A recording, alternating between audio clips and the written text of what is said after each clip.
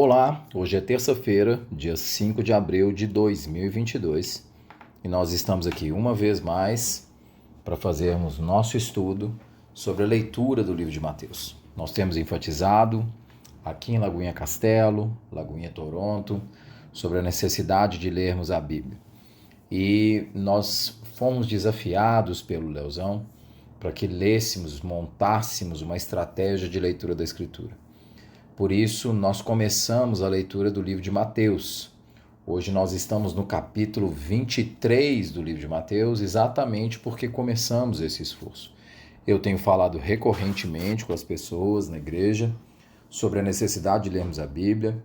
Tenho falado sobre estratégias para isso. Uma das estratégias que nós temos sugerido de maneira veemente é a leitura da Bíblia 365. Ela não é nada demais, é somente um texto da Bíblia, mas que separa a leitura por dias, um livro do Velho Testamento, um texto do Velho Testamento, um texto do Novo Testamento, um texto dos Salmos e um texto do livro de Provérbios, todos os dias. Se você a ler todos os dias, ao final de 365 dias, você terá lido a Bíblia toda.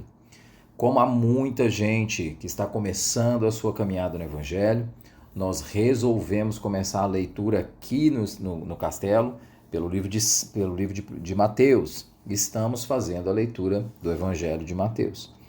E hoje vamos ler Mateus, no seu capítulo 23, nos versículos 37 a 39. Diz assim: Jerusalém, Jerusalém, você que mata os profetas e apedreja os que lhes são enviados. Quantas vezes eu quis reunir os filhos, como a galinha reúne os seus pintinhos debaixo das suas asas, mas vocês não quiseram. Eis que a casa de vocês ficará deserta. Pois eu lhes digo que vocês não me verão mais, até que digam, bendito é o que vem, em nome do Senhor. Até que digam, bendito é o que vem, em nome do Senhor.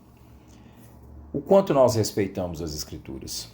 O quanto nós respeitamos a Bíblia, nós respeitamos as Escrituras, nós buscamos a orientação de Deus por meio das Escrituras? Essa é uma pergunta que, ao preparar esse estudo, lendo sobre a sua preparação, eu estava refletindo sobre ela.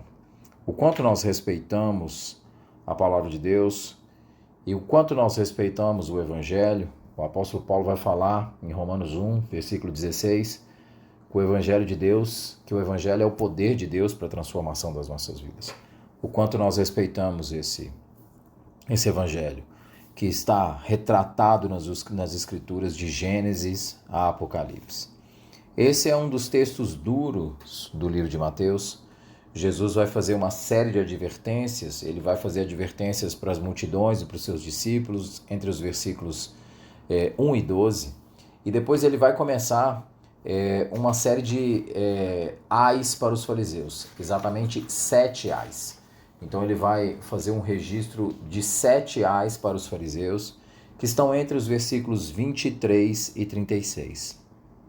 E a ideia aqui é que quando a gente tem o termo ai na escritura, ele pode ser um termo de uma expressão compassiva, ai de mim, Senhor, quando alguém pede pela misericórdia de Deus, ou ele pode ser algo como condenação, ou pode ser ambos. O ai pode ser um ai de compaixão, pode ser um ai de juízo, e pode ser um ai, ou pode ser um misto dessas duas coisas. Nós vemos aqui que entre os versículos 13 e o versículo 36, nós temos o ai de juízo. O foco aqui é de Jesus fazendo uma série de juízos aos fariseus, aos mestres da lei. E o juízo que ele está fazendo é um juízo pautado na religiosidade desse povo, na sua incapacidade de compreender a própria Escritura, na sua incapacidade de levar a sério a Escritura e na sua incapacidade de obedecê-la, na sua incapacidade de olhar para a Escritura e deixar que Deus transforme o seu coração, e olhando para a Escritura apenas como um rito para ser seguido, como um mero conjunto de regras religiosas. Se a gente olha em Mateus 22, 29, é muito interessante Jesus diz assim para os saduceus: vocês estão enganados porque não conhecem as Escrituras nem o poder de Deus. Ora, é interessante falar para os saduceus, que são em tese mestres da lei, que eles não conhecem as Escrituras.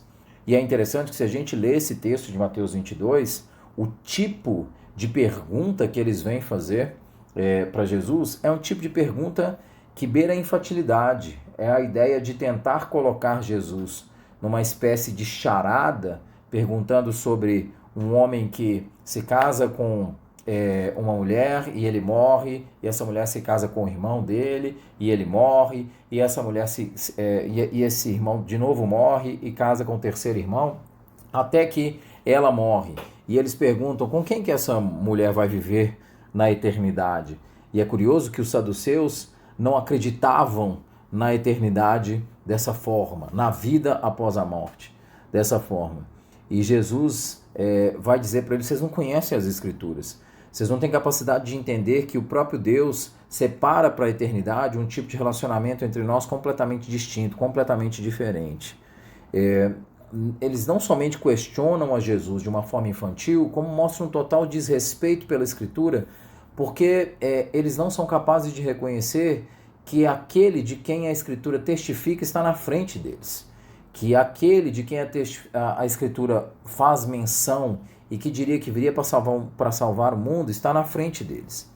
E é exatamente isso que Jesus vai fazer no capítulo 23, questionando os fariseus, dizendo a eles diversas vezes: ai de vocês, mestres da lei e fariseus, ai de vocês, mestres da lei e fariseus, porque vocês simplesmente não vivem uma religiosidade plena. Vocês conhecem a Escritura na sua superficialidade.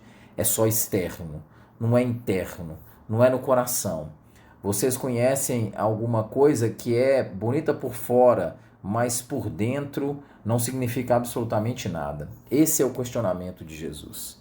O questionamento de Jesus é um questionamento para gente que conhece a Escritura de maneira superficial ou por fora e que acha que isso é o suficiente.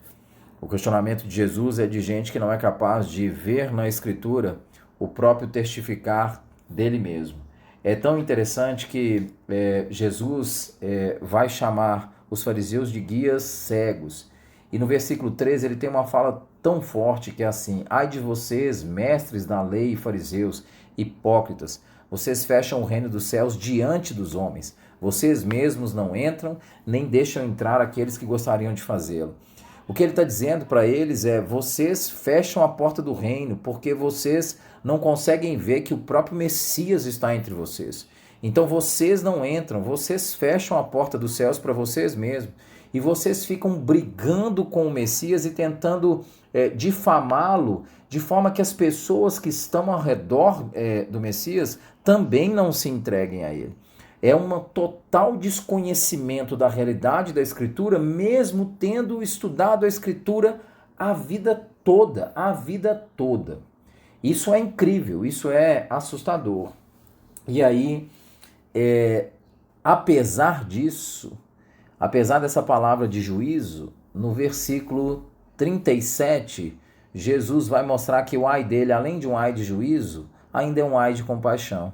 Porque ele vai mostrar compaixão por Jerusalém e vai dizer assim: Jerusalém, Jerusalém, você que mata os seus profetas e apedreja os que lhes são enviados, quantas vezes eu quis reunir os seus filhos, como a galinha reúne os seus pintinhos debaixo das suas asas, mas vocês não quiseram. Jerusalém, como eu quis trazer vocês para perto. E aqui, ao falar de Jerusalém, obviamente Jesus está falando dos judeus que lá estão. Jesus está falando do seu povo, o povo para quem que ele veio resgatar. Veio para os seus e os seus não o receberam. Essa é a ideia. Jerusalém, Jerusalém, eu quis trazê-los para perto de mim. E vocês não quiseram. E a graça está aqui ainda manifesta. Mas os versículos 38 e 39 são versículos muito duros. No versículo 38, Jesus diz: eis que a casa de vocês ficará deserta. Eu tenho refletido sobre isso e dito que a pior coisa possível... Eu estava ouvindo uma pregação do Jonas Madureira essa semana, e ele disse algo que me marcou muito, que quão terrível quando Deus nos entrega aos nossos próprios desejos. Quão terrível é quando Deus tira a mão. Quão terrível é quando Deus nos abandona.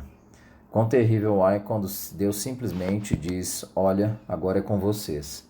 E Jesus está dizendo isso aqui no versículo 38, fazendo uma profecia sobre Jerusalém. A casa será abandonada, vocês serão esquecidos, a minha mão será retirada de vocês. E vocês só vão me reconhecer de novo quando eu voltar.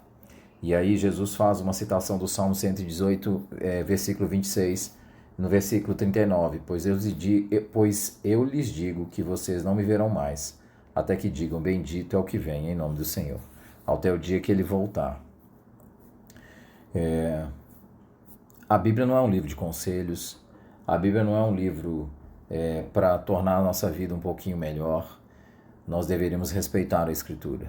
E respeitar a Escritura significa lê-la e começar a pedir misericórdia de Deus para que ela possa ter servida na nossa vida. O Timothy Keller e a sua esposa Kate Keller falam uma forma bem interessante da gente ler a Escritura, que eu vou tentar repetir aqui essa semana inteira. Porque também pensando sobre esses estudos que eu tenho feito, eu fiquei imaginando como é que a gente pode colocar isso em prática. E ela usa 3 As para isso, a esposa do Keller usa 3 As. Adore, admita e aspire. Adore, admita e aspire. Quando a gente lê a Escritura, a gente conhece o caráter de Deus. Isso nos leva a adorar. Admita. Quando a gente lê a Escritura, a gente vê quem verdadeiramente nós somos. Nós devemos admitir o quão afastado nós somos de Deus. Aspire. Ore para que Deus faça isso no seu coração e na sua vida. Nós deveríamos respeitar um pouco mais as Escrituras. Não fazer das Escrituras simplesmente um livro de regras que a gente decora. Não fazer da Escritura um livro aberto em algum cômodo da nossa casa. Não fazer da Escritura alguma coisa que a gente cita de vez em quando e pega de vez em quando para ler, mas fazer da Escritura verdade na nossa vida. Pedir que Deus tenha misericórdia de nós. Os fariseus mostraram tal desrespeito pela Escritura e pela palavra de Deus, que eles não foram capazes de verem o Verbo encarnado entre eles. Veio para os seus, e os seus não o receberam. Que Deus tenha misericórdia de nós. Fiquem na paz.